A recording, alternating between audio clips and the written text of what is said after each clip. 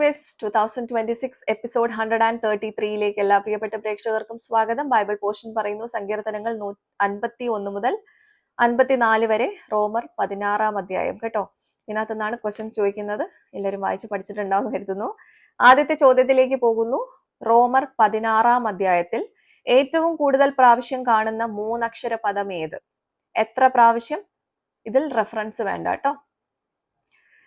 Question repeat ചെയ്യാം. റോമർ 16 അധ്യായത്തിൽ ഏറ്റവും കൂടുതൽ പ്രാവശ്യം കാണുന്ന മൂന്നക്ഷര പദം ഏത്? എത്ര പ്രാവശ്യം? ഇതിൽ റെഫറൻസ് വേണ്ട. രണ്ടാമത്തെ ക്വസ്റ്റ്യൻ, പഴയ നിയമ പാഠഭാഗത്ത് ബൈബിളിലെ ഒരു പുരുഷന്റെ ഭാര്യയുടെ പേരുണ്ട്, പേരെന്ത്? പഴയ നിയമ പാഠഭാഗത്ത് ബൈബിളിലെ ഒരു പുരുഷന്റെ ഭാര്യയുടെ പേരുണ്ട്, പേരെന്ത്?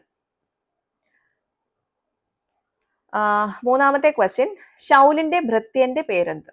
മൂന്നാമത്തെ ക്വസ്റ്റ്യൻ ആണ്, ശൗലിന്റെ ഭൃത്യന്റെ പേരെന്ത്? നാലാമത്തെ ക്വസ്റ്റ്യൻ, ബൈബിളിൽ പറഞ്ഞിരിക്കുന്ന ഒരു ചെടിയുടെ പേര് പാഠഭാഗത്തുണ്ട്, ഏത്? ബൈബിളിൽ പറഞ്ഞിരിക്കുന്ന ഒരു ചെടിയുടെ പേര് ഈ പാഠഭാഗത്തുണ്ട്, ഏത്? അഞ്ചാമത്തെ ക്വസ്റ്റ്യൻ, ഒരു ചിഹ്ന വ്യത്യാസത്തിൽ കാണുന്ന രണ്ട് പുരുഷനാമങ്ങൾ ഏതെല്ലാം? ഒരു ചിഹ്ന വ്യത്യാസത്തിൽ കാണുന്ന രണ്ട് പുരുഷനാമങ്ങൾ ഏതെല്ലാം? അപ്പൊ ഇതാണ് 5 ക്വസ്റ്റ്യൻസ് കേട്ടോ. ഈസി ക്വസ്റ്റ്യൻസ് ആയിരുന്നു അല്ലേ? അപ്പൊ എല്ലാവർക്കും ഉത്തരം അയക്കേണ്ടത് എങ്ങനെയാണെന്ന് അറിയാലോ. താഴെ കാണുന്ന വാട്സപ്പ് നമ്പറിലേക്ക് നിങ്ങളുടെ ഉത്തരങ്ങളും അതിന്റെ റെഫറൻസും കൂടെ ചേർത്താണ് അയക്കേണ്ടത്.